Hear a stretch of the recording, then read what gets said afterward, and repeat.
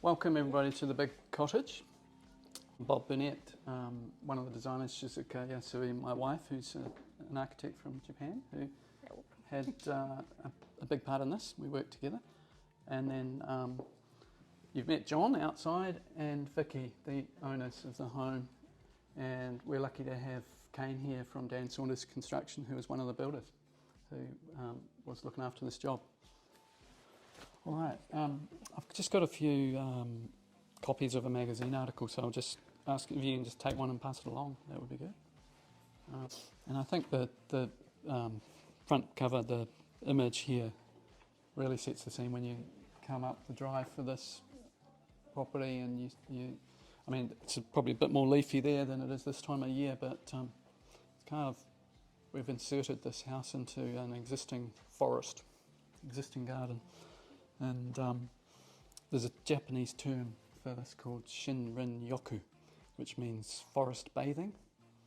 And I hope that we've achieved a bit of that in this house, and we certainly try and use organic architecture principles in all of the work that we do. And so hopefully John and Vicky feel like they're forest bathing every day. Yes. But that's all about just getting out in nature and just de-stressing. And yeah, so real bonus to have the mature trees, and I think the redwood tree at the front sets the scene and the Americanness of the place, because when we started designing this house, John and Vicky told us that they really liked this house in Fendleton Road, which is called Los Angeles House. And Shizuka and I both love this house too, and we've sort of admired it for a long time. It was built in 1909, and I think if you can achieve something that's timeless, you know, this still looks good today, that's a really good quality and a really good thing to achieve. So in terms of the exterior appearance, it's got that sort of vibe, but in every other way it's completely different. This house has quite dark timber panelling inside, quite small windows, and then this house is kind of the opposite. It's got large glazing and light and bright, and probably what some people call Japandi. Yeah. Yeah.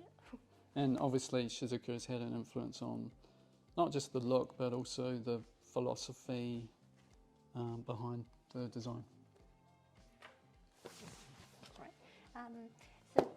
Traditional sort of a Japanese Minka style house meets the Californian bungalow style, and we came up with the look, and also something you don't really see much from sort of a New Zealand house, but it's quite a minimum for the corridor here, so it's really room to room, and then doesn't go through the corridor, and then that's one sort of very traditional Japanese way to do. And also structurally Japanese style is a post and beam, so we can have a big open to the outside, you know, the structure, we can have a big opening space. So this one achieved the sort of bring the style, and then you can see the garden from the lots of different rooms, and then you can feel the connection between the inside and outside. So you can feel the sort of each season sort of changing the season, and then you can feel from inside. So that's sort of a Japanese way to sort of enjoy the seasoning. Yeah, and we have a word called wabi-sabi. Maybe some people knows about. We see some sort of a beauty in something like an aged object, or something like a trees falling leaves, but we can see there's some beauty in there. So that's, you want to sort of feel, sort of I want to, Vicky and John, feel it from the inside. So we have a tsuboniwa there, and it's behind you, and then sort of you can see the something, you know, together, and then something there is you can find there's some beauty there, and yeah. Tsuboniwa is miniature garden. Yes, Yeah. tsubo is just the 2 tatami mat side. That's the best, but yeah. So the other thing about the ingawa or veranda is that we've got really good shading. So we've got protection from overheating. So this house is a high performance home, so it's very high level of insulation. And as homes get more airtight and get more thermally efficient, there's more risk of them overheating. So it's really important to have the right level of shading, and often that's overlooked in new homes. So it's providing this kind of connection to outside with the veranda, but also giving us the shading. Yeah, very traditional Japanese house have this engawa style, but we do have the shutters, wooden shutters. It's a bit different here, but that's connection between a sort of in between outside, inside. So you can still feel like that's in part of inside, but if you go outside, and you can still feel like that part is kind of connected to the inside. One of the things I really love about this house, which you'll see when you go through to the other end, is the sunroom, which has a huge glazed skylight. I think it's about 3.5 metres, and I think that was the biggest skylight they've ever made. And but that space is when we met John and Vicky, they were living next door in the house next door, and they had a similar setup with a sunroom on that side. And it's really nice to sit there and you feel like you're part of the garden, really, in that space. But I'll hand over to John, who will talk a little bit more about some of the details. There's lots of technical details, and John's created a poster that's beside the entry door there.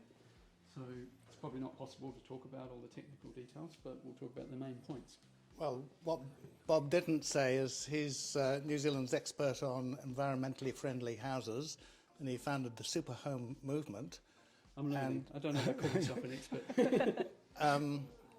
This house has a number of features which make it exceptional, I think. First of all, 21 solar panels means we generate most of the electricity we use, and certainly in the summer, we export half of what power we produce. We export it back to the grid, and we use just half of what we generate. So our power bills for 6 months over the summer are essentially very close to zero. We have 4 large batteries, which are upstairs in the storeroom up behind the kimono, and they store the electricity produced by the sun during the day. When the sun sets, the whole house is powered by those batteries, and they would last until we go to bed, perhaps midnight. So we're only drawing from the grid for a few hours between about midnight and sunrise. We need, of course, power even when we're asleep to run the fridges and so on. So our power bills, as I say, are close to zero for 6 months, and then we have a heat pump which we turn on early April, and that's power that heats hot water which flows through the floor, so it's hydronic heating system. So there is a concrete slab throughout the ground floor, and that concrete slab has embedded hot water pipes, and that slab is entirely insulated from underneath and around the sides, so the heat can only come into the house. It can't go down into the ground.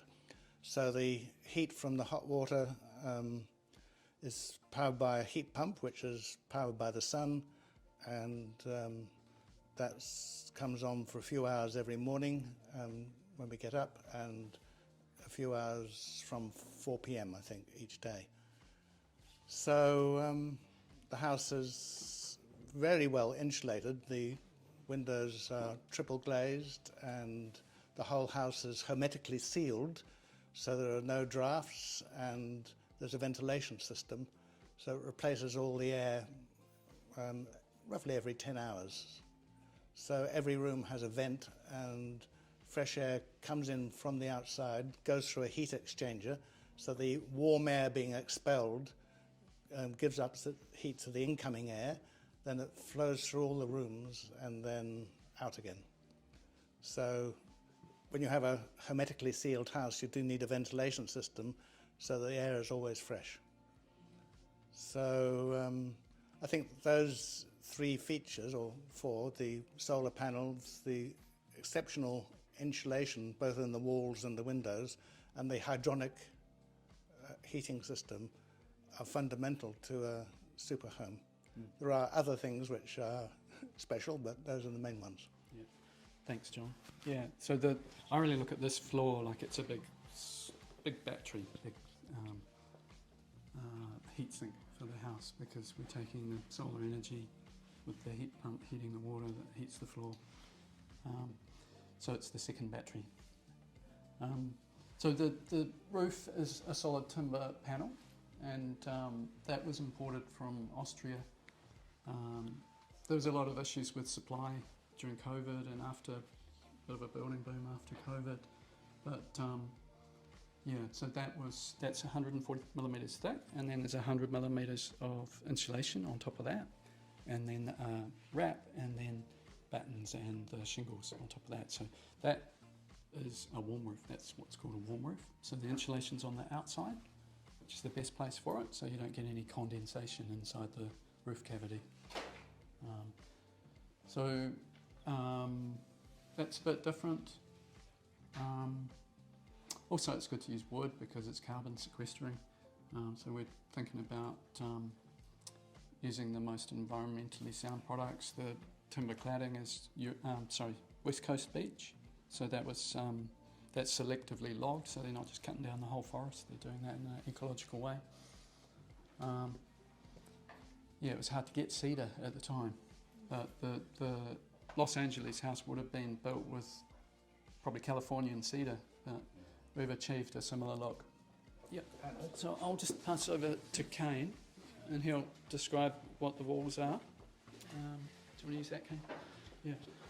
Kia ora everybody, welcome. I'm from Dan Saunders. I'm not Dan Saunders, obviously, but yeah, it was a pleasure for Dan Saunders to work with John and Vicky, fantastic clients, and architects Bob and Shizuka. Just moving on, this is the wall system that we used, that was used here, and it's Eco Panel, and it's something that Dan Saunders will produce. It's just on the inside, this stuff here is indicating jib, okay, and then we've got an insulation layer and a cavity, okay. Just behind that cavity we've got this white wrap. I don't know if you can all see that, and that's called Intello, and that's the air tightness barrier within the house. So we lock this house up nice and tight, and we're looking for 0.6 air changes per hour, which is the German passive standard. So that cavity is also there for all your services, so your electrical, your water, and they all run in there obviously, so we're not penetrating that membrane. Okay, within that we've got some more Tirolana insulation, 140mm frame, and we drop onto the outside. If you can see in the side there, we've got a rigid air barrier, a ProClimber Intello product wrap on the outside with a 45mm batten. So I'll let Bob explain the construction method of that wall. He's a lot better at it than I am. Thanks. Yeah, so the wall comes to site basically like that, except without that the linings and the last bit of insulation in the services cavity. So not the jib and not that cavity. Yeah, so that gets done on site, but that's a key thing. So the switch boxes, flush boxes for the switches and sockets are in that space, and they're not penetrating the air tightness layer, which is also meaning that the internal wall stays dry, and that's a vapor control layer as well as an air tightness layer. So it's called Eco Panel, but basically the whole wall is made off site, and I think the biggest wall was 12 metres long in this house, so just depends how big the truck is. The truck has a high ab, so it lifts the walls off and puts them in place, and it happens very quickly. So basically what you get on site is that batten, the wrap, and that comes off, so you're getting a sort of fully insulated wall that we chuck up and screw together without wings, less timber, Yeah, so I think the first house that Dan Saunders built for one of our clients, the slab went down on the weekend. Tuesday, the truck started arriving with the panels, both for the wall and the roof. It had a similar roof. And Thursday afternoon, the roof was on, and I think the guys took the rest of the day off, had a beer. And I texted the client and said, "Do you realise your house has landed?" So that was quite cool. Where we can, we generally like to push pretty hard at that stage to get the roof on, and you know, within a few, depending on your type of construction, we can very quickly make it a weather-tight sort of space. Primarily, that's not roof on, it's trusses or glue dam or whatever your roof structure is. We put another membrane on top of that, and that's how we sort of achieve that airtightness, followed closely by your fascias and roof coverings. So it can be a very short time frame within that space. That's why we probably went and had a beer, because we were pretty hard. Yeah. So the way Dan Saunders do the build, it's very quick. So you save time on site by doing things off site, and then You say it's very quick, but this house did take 2 years to build, Bob. yeah, I'm sorry about that. Wasn't entirely my fault. COVID interrupted. COVID interrupted. Yeah, but good things take time. But yeah, I think it also means that everything doesn't get wet if you're doing, you know, roof panels, wall panels.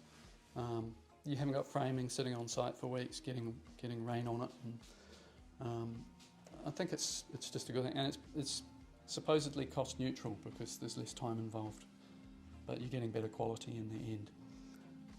So another thing we've done just recently, we've installed monitoring in this house. So we've got a little monitor over there on the wall.